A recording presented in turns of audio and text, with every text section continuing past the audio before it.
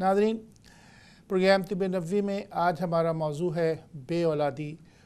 औलाद बुनियादी तौर पे अल्लाह रब्बुल आलमीन की तरफ से दी हुई नेमतों में से सबसे अरफा और आला नेमत औलाद होती है और यही नस्ल इंसानी का ज़ामिन होती है। हमारे पास वो लोग जो कि बे औलादी का शिकार हैं, उनकी तिब नबवी के ज़रिए हम कैसी मदद कर सकते हैं, वो आज के प्रोग्राम में हम आपके सामने तमाम चीज़ें रखेंगे।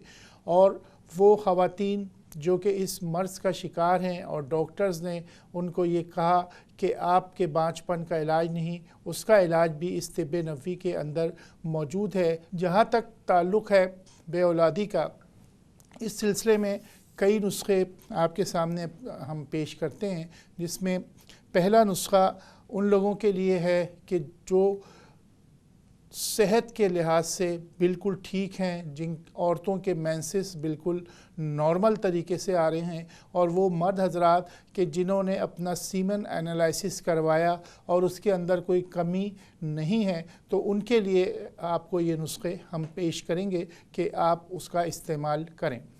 जहाँ तक ताल्लुक़ है बे औलादी का, इसमें जब कोई सबब नज़र ना आए, जब आप देखें कि लड़की भी सही है और लड़का भी सही है और डॉक्टर या हकीम के अल्फाज ये होते हैं कि आपको किसी किस्म की बीमारी नहीं है, आप अल्लाह से दुआ मांगे और अल्लाह आपके लिए आसानी करेगा, बेशक ऐसा होता है। उसमें जो अहम चीज़ होती है वो ये कि बहुत ज़्यादा टेंशन और डिप्रेशन का मर्ज़ भी बे औलादी का सबब बनता है कि अमूमन ख़वातीन में डिप्रेशन बहुत ज़्यादा होना और उनकी नींद का पूरा ना होना, इसी तरीके से मर्दों में भी टेंशन का या डिप्रेशन का होना इस बे औलादी का सबब बनता है।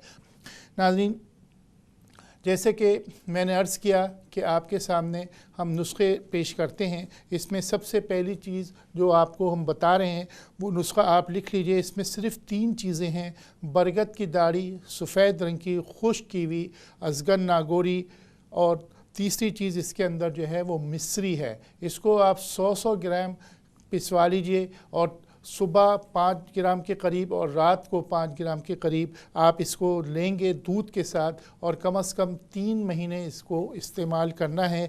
और ये दोनों ले सकते हैं, मर्द भी और ख़ातून भी इसका इस्तेमाल कर सकती हैं। जहाँ तक ताल्लुक़ है कि ख़वातीन को ये मर्ज़ हो जाता है तो वो डॉक्टर से जब रुजू करती हैं तो बताया ही जाता है कि उनके माहाना निज़ाम बिल्कुल ठीक है और तमाम चीज़ें दुरुस्त हैं, लेकिन दवाएं उन पे असर नहीं करती। तो उनके लिए एक मुस्तनद नुस्खा आपके सामने रखते हैं कि जिसमें सबसे पहली चीज़ ये है कि बीज शोलंगी के नाम से बाज़ार से दस्तयाब है। आप सिर्फ़ इसके अच्छे और साफ़ 3 अदद दाने ले लीजिए और इसको लेने के बाद पुराने गुड़ के अंदर इसको मिला के आप रोज़ाना 3 दाने और 1 ग्राम गुड़ सुबह खाएं, और इसी तरीके से 3 दाने रात को गुड़ के साथ लीजिए, और इसके ऊपर भी एक कप जो है दूध का लिया जाए। और इंशाअल्लाह ताला जब आप ख़वातीन वज़ू से आती हैं तो उसके बाद इसको लेना शुरू कीजिए।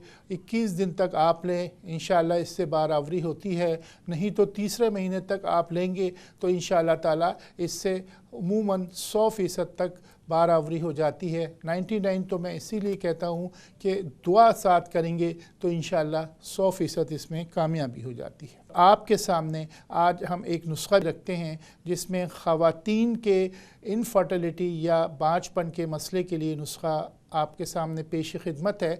इसमें नंबर 1 है शहद का एक बड़ा चमचा तकरीबन 10 ग्राम, और पोलन ये आपको बाज़ार से मिल जाएगी जो बाई प्रोडक्ट शहद की होती है, ये आपको लेना है 5 ग्राम। ये दोनों चीज़ें आप लेकर असर के वक्त आधा कप पानी से आप इसको इस्तेमाल करेंगी, और इसका अरसा जो है 4 माह का है। इसे आप इस्तेमाल कीजिए, इंशाअल्लाह इनफर्टिलिटी जो है उसका ये बेहतरीन दवा है।